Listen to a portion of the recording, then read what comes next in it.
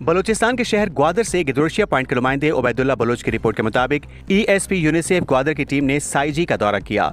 ALP middle school का कयाम अमल में लाया गया। ESP यूनिसेफ के team member Hafizullah Dashti, camel library के नुमाइंदे इस्माइल याकूब और इजाज बलोच उनके हमरा थे। हफीजुल्ला दश्ती ने इलाके के लोगों को आगाही देते हुए कहा कि तालीम हर बच्चे का बुनियादी हक है। चूंकि ESP यूनिसेफ का विजन है कि कोई बच्चा स्कूल से बाहर न हो। उन्होंने मजीद कहा कि ESP यूनिसेफ साइजी के प्राइमरी पास बच्चों और बच्चियों को स्कूल में दाखिल करें ताकि वो अपनी तालीमी सरगर्मियां जारी रख सकें। बच्चों के वालिदैन ने ESP यूनिसेफ के नुमाइंदे का शुक्रिया अदा करते हुए कहा कि हमारे बच्चियों के लिए मिडिल सेंटर का कयाम अमल में लाया गया। हमारे नजदीक कोई भी मिडिल स्कूल नहीं है। प्राइमरी पास करने के बाद हमारी बच्चियां स्कूल से बाहर थीं। अब हमारी बच्चियां तालीम के जेवर से